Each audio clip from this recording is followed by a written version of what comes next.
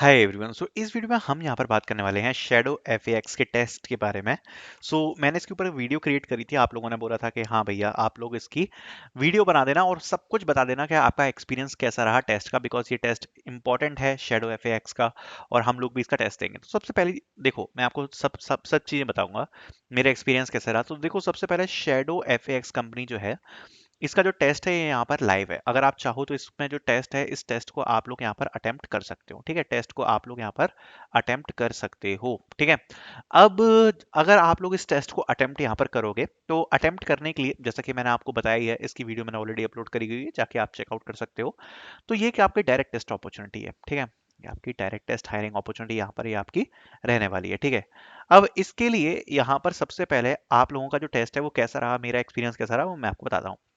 सबसे पहले तो यहाँ पर मुझे देखने को मिले 10 एमसीक्यू क्वेश्चंस, जो कि यहाँ पर सिंपली बताऊं तो रीजनिंग और एप्टीट्यूड से थे, मतलब बेसिक क्वांट से। ठीक है, और अगर इनमें क्वेश्चंस के बारे में बात करूं तो आई फेल्ट के जो क्वेश्चंस हैं ज़्यादातर इजी हैं। ठीक है, रीजनिंग के भी इजी थे और आपके क्वांट के भी इजी थे। ठीक है, ऊपर से जो क्वांट के क्वेश्चन थे ज़्यादातर सिंप्लीफिकेशन के ऊपर थे और नॉर्मल टाइप के ही क्वेश्चन थे यहाँ पर क्वांट के ऊपर।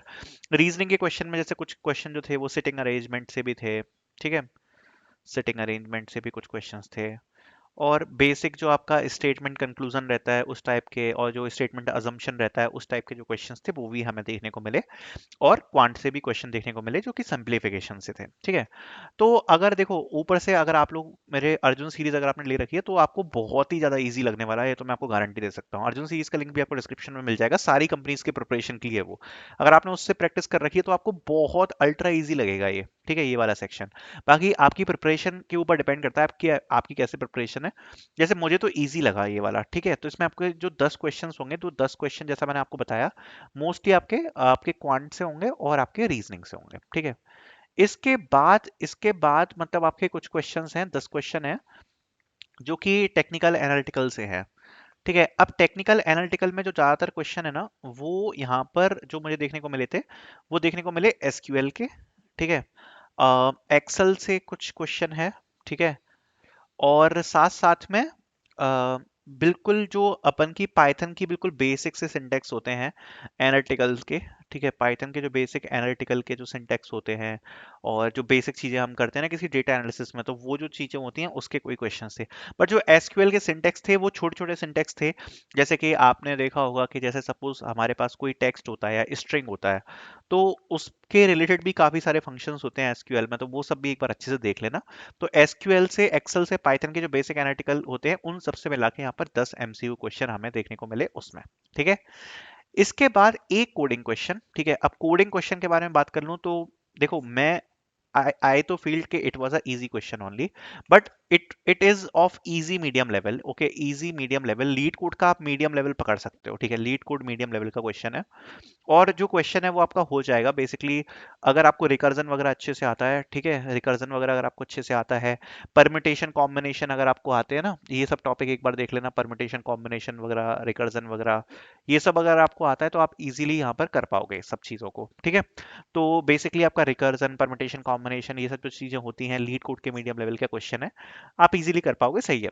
ठीक है, और जो टाइमिंग है टोटल वो 2 आवर्स की है टोटल टाइम पेपर की। तो मुझे लगा टाइम भी बहुत इनफ है। जैसे अगर आप क्वेश्चन को मान लो 1 आवर भी देते हो तो क्वेश्चन जो है इस डिफिकल्टी का है कि इजीली भी 20 to 30 मिनट्स में हो जाएगा। तो ओवरऑल मुझे तो इजी फील हुआ बिकॉज ऑफ द टाइमिंग्स, क्योंकि टाइम काफी ज्यादा था।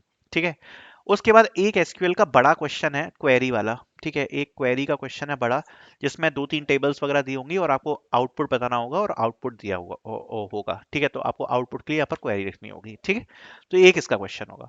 एक बात मैं बताना भूल गया, जो क्वांट के क्वेश्चंस हैं 10 एमसीक्यू वाले, ठीक है, क्वांट के 10 एमसीक्यूज जो आपको देखने को मिलेंगे उसमें से कुछ क्वेश्चन टीटा टाइप के हैं। अब ये टीटा टाइप आपको पता है क्या होता है, जिसमें हमको आंसर को टाइप करना पड़ता है।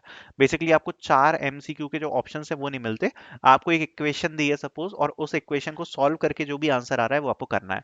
तो आपको वो मैथ्स के टीटा टाइप वाले क्वेश्चंस भी इसमें आपको देखने को मिलने वाले हैं। तो ये ओवरऑल एक्सपीरियंस था टेस्ट का।